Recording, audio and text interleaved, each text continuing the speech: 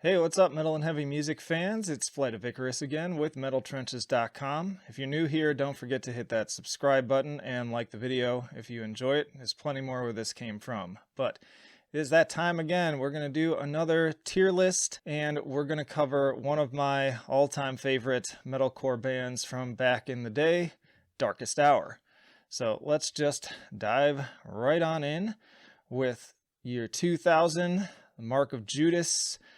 And I gotta say, this album has held up extremely well.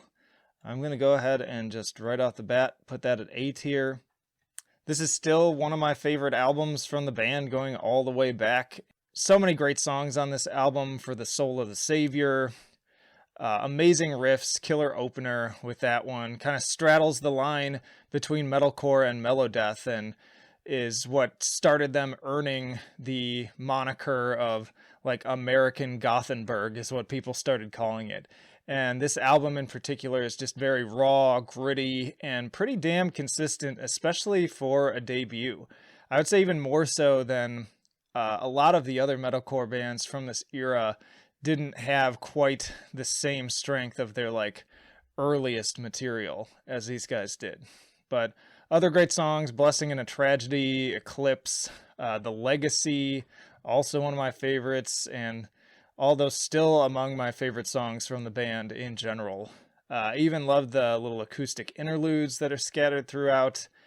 I will say that the second half is slightly weaker than the first, and the album probably could have been trimmed down just a little bit, but that's why I decided to go with A instead of S. But yeah, that'll pretty much do it for Mark of Judas. So next we're going to go to year 2001 with So Sedated, So Secure.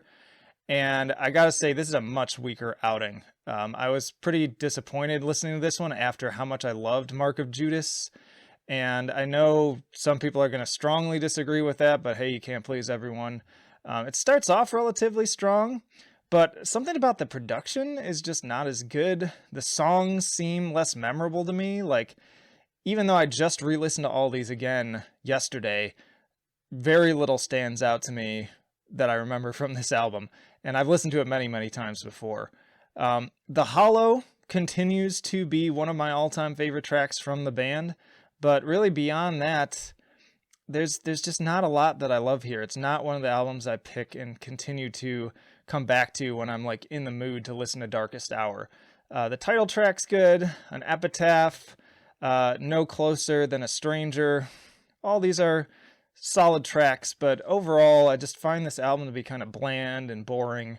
I can't put my finger on exactly really even what the problem is, but it just feels a little flat in comparison to the debut. So for that reason, I'm actually going to probably upset a few people and put this down at D.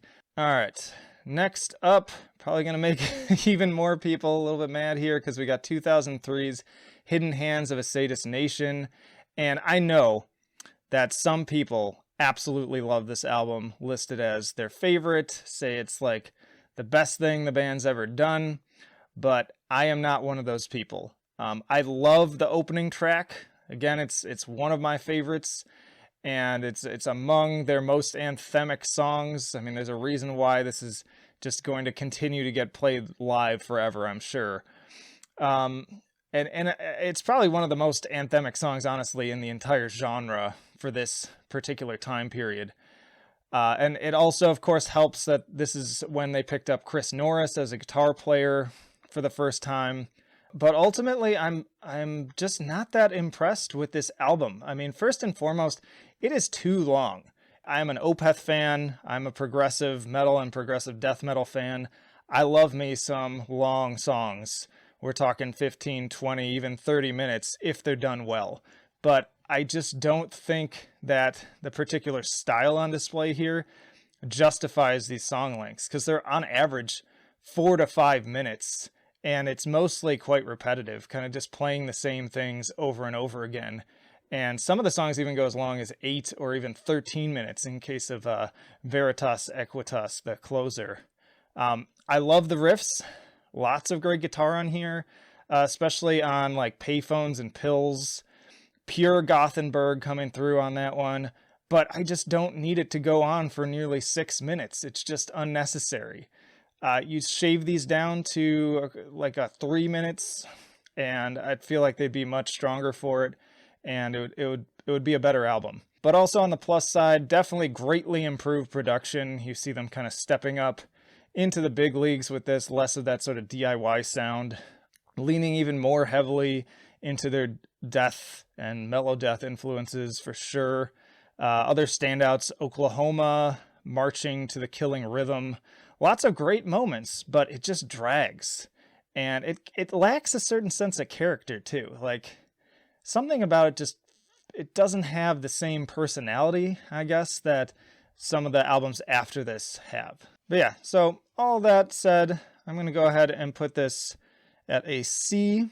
It's not bad. It's just not my cup of tea, and I think that they've done a lot better material than this on their later albums, which I'm just about to dig into, which is really exciting. But yeah, I'm sure there's going to be those people in the comments who are not happy with where I rank that album. All right, now we're ready to really move into the band's prime years, if you ask me. And speaking of trimming the fat and kind of cutting the material down, making it more concise, I feel like somebody gave the band the same advice as I just did, because Undoing Ruin in 2005 is a nice lean 38 minutes with tracks averaging between just like 2 and 4 minutes, save for the closing track, which is a little bit longer. And this is notably produced by Devin Townsend. Maybe it was him who helped push them in that direction, or maybe it was the band's choice, I don't know. But it pays off for sure. I still remember the first time I heard Convalescence and saw the music video. Just great anthemic stuff that got instantly stuck in my head, got me hyped to buy the album. Great artwork too, that just feels very iconic for the time. So many good songs. 1,000 Words, Sound to Surrender, These Fevered Times. This is a return to a very consistently quality album. Really everything on here, there's not a dud on this thing. Feels like they really developed more of a personality around this time too, to tie into the heaviness and the already excellent riffs they were putting out, but a lot more dynamics going on, especially in the vocal department. You've got some of the, I don't call it singing, it's kind of like the half sing, half scream approach, but just a little bit more melodic to mix things up, leading to some pretty cool choruses that are really good for singing along. The songwriting just feels cleaner. Production continues on the uptrend too. Killer opener on this album. Just I have so many positive things to say about it because it's so good. I just could listen to this thing all day long. Those choruses again, like this was their first time kind of playing around with sort of the earworm, more catchy kind of choruses again, like on Convalescence, but still fucking heavy. They've got meat grinders like This Will Outlive Us and District Divided. You can really feel that D beat just pulsating through you, and it is fantastic. More soloing too, especially on Sound the Surrender and These Fevered Times have some really just iconic solos included in addition to the already great hooks that we've got. I can kind of hear in the riffs on this one too. It just sounds like they were starting to try to compete a little bit more with the likes of As I Lay Dying and Killswitch Engage. Similar songwriting, similar approach to certain parts of the guitars. And speaking of it paying off, this was their first album to actually enter Billboard, and for good reasons. I honestly think this is one of the most important metalcore albums of that decade.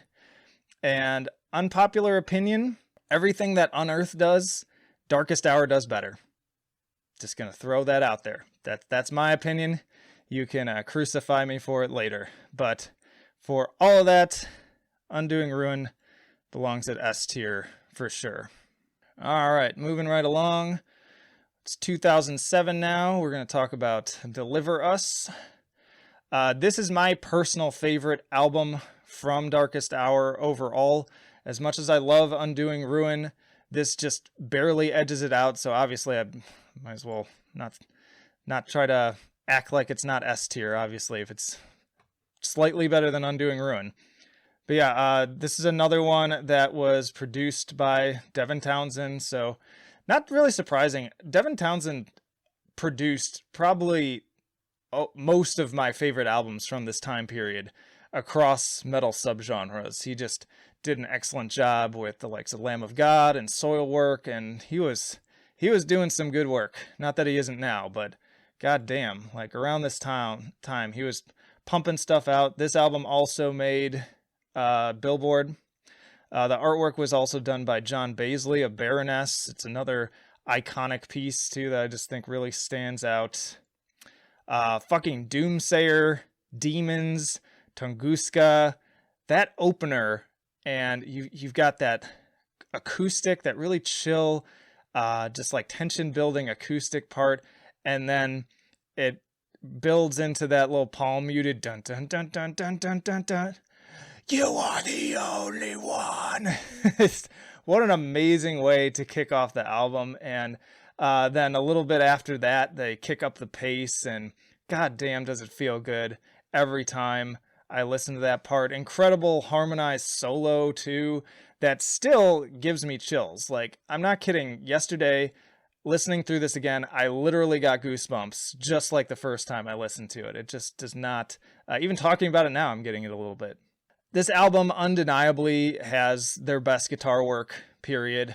You can't question it. I will be hard-pressed to hear in the comments somebody making an argument for any other album having better guitar work. But try me. I'd be interested to have that conversation. I have very fond memories, too, of just listening to this album on repeat over and over again while riding the Blue Line in Chicago between classes and my apartment, and just so many good times tied to it, simpler times, as they put it. Okay, boomer. One of the best metalcore albums of all time, if you ask me. Like, I might put this in the top 5. I'd have to think about that. Maybe that would be another interesting video. You can all let me know if you would like to see that, but I think this belongs in there. Also getting some mainstream reach too, because they got the track Demons on Guitar Hero 5, and I think that fairly extended their reach and had potential to really kind of push them to a bigger crowd. And so, yeah, S tier for sure. Amazing album. Let's move on though to 2009 with The Eternal Return, which was an album I was not too thrilled going into originally when it was first coming out, because I heard that Chris Norris had dropped off the roster, and I was just such a big fan of his, and I just couldn't see how this band could continue without his influence. But I gotta say, they still ended up pulling together a really incredible album with this one as well. It's produced by Brian McTiernan, who produced The Mark of Judas, and it was their last release through Victory Records. All around great album. It's super consistent. Like, again, there's not a bad song on it. Maybe the high points don't hit quite as high as these last 2 albums I was talking about, but it still has some of my favorite tracks, and the guitars are still really solid too. Like, you kind of lose a little bit in the soloing, but they barely lost a beat in terms of memorable hooks, and there's a ton of them that really stand out here. Some of the guitars even remind me of In Flames. But yeah, I feel comfortable giving this A tier. Next up, we've got 2001's The Human Romance. And man, what the fuck happened to this album? I'd honestly, I'm interested to hear more details about the backstory here, because I did do like a little bit of research, but I didn't really dig deep.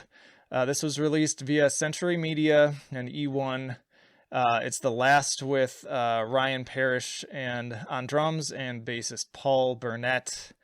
And what happened? Like, they went in a much more melodic direction, and even slightly sappy so, because I don't fundamentally hate melodic music at all. Like, I like a lot of melodic bands, but this, like, it's corny song titles.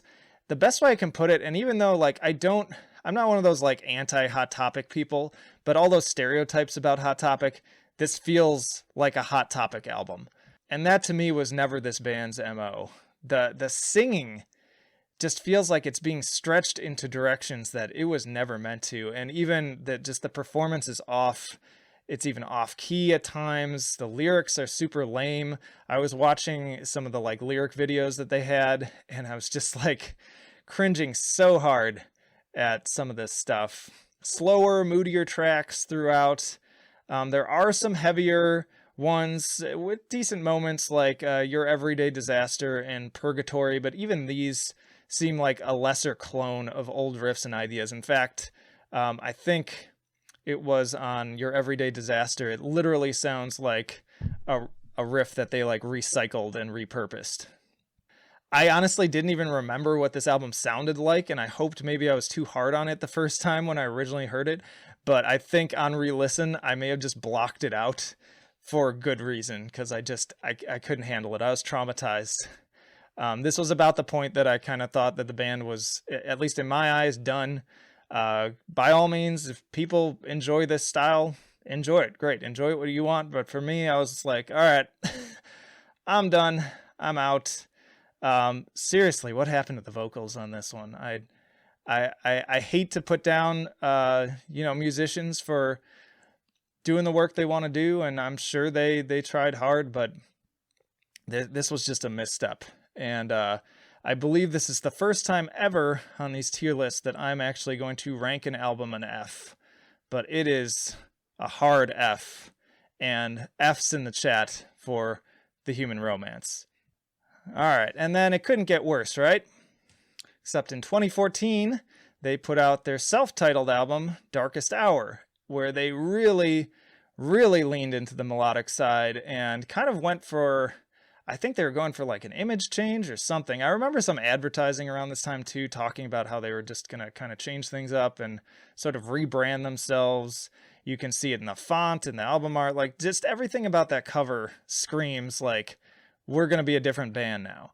It came out via Sumerian, and I gotta say, while I generally like a lot of bands on the Sumerian label. Like I like Born of Osiris, and there's plenty of other stuff coming through that I like on there, but I've also heard some negative stories from bands who have either been on the label or who are going to be on the label who said that the people there kind of push them to sort of shift their image and change things up and probably make themselves a little bit more palatable. So maybe some of that played into this, or maybe it was just that's what they wanted to do at the time. But in any case, this album totally jumps the shark. If The Human Romance was just kind of toying with, like, putting one foot in the water with this stuff, they dive in head first here. It's very kind of radio friendly, and there's legit singing, like not any more scream singing, like this just straight up singing. And again, if you're not familiar with me, I like plenty of bands with singing. I don't dislike singing. I listen to plenty of non-metal music too, but it's just not what I come to Darkest Hour for. Like, I even love me some A Day to Remember. I like Under Oath, but that's just not what I come to Darkest Hour for. I come to Darkest Hour for hard, fast, heavy, dark. And this is none of those things. They ditched the Gothenburg stuff for more of a almost like pop punk approach is the best way I can describe it. You got to hear it yourself to understand. I will say, though, at least that the songs on this album are better written than the previous one, for what it's worth. Sometimes. There are some cool things on here. I like the strings on Departure, but they end up kind of sounding like Yellow Card, which again is fine, but that's not what I want. It's got its moments. I'm sure, too, that there are those out there who absolutely love this album. I'll bet there were some people who this was like their entry point to the band, which is fine. I mean, that is kind of a good thing, I guess, because there may have been people who wouldn't have otherwise discovered this band, but because of this accessible approach, they got into it and hopefully ended up discovering their other albums too. So I guess that's a positive, but this, I definitely skipped this one and resigned myself to just sticking to their earlier material, hiding in a cave, sticking my head in the sand, and just pretending that these albums never happened. And re-listening didn't change my opinion, but I will give this a rank just slightly higher than The Human Romance because the songwriting is stronger. It feels a little weird to put this on the same line with So Sedated, but they're both D's for different reasons. All right, and then finally, get to their most recent release with 2017's Godless Prophets and the Migrant Fauna. And I can't believe that this is already 2 years old. Like, when I did a double take when I looked at that, because I feel like this album just came out. But the band's already announced new material that they're working on. And first and foremost with this album, rarely has a band completed such a severe and significant 180 turn. I think thanks in part to the always impressive studio efforts of one Kurt Ballou of Converge, and also some guest spots on here from my boy Chris Norris, making not a full return to the band, but just helping out on the album. This came out via Southern Lord, which is a smaller but probably better fit label maybe, and it led to a better outcome, I gotta say, because I mean, holy shit. Like, I really thought these guys were done, but they came back with possibly their heaviest album.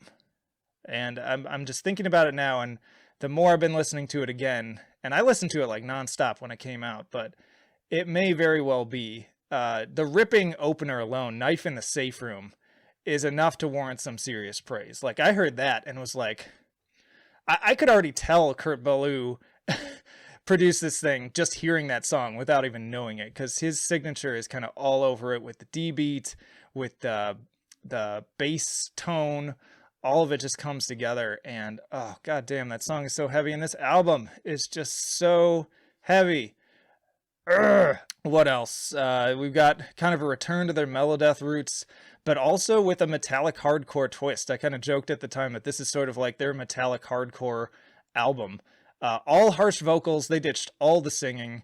Pure anthems just across the board, great riffs, very memorable, and a return of the mighty solos. Especially the Last of the Monuments has just a amazing one on there.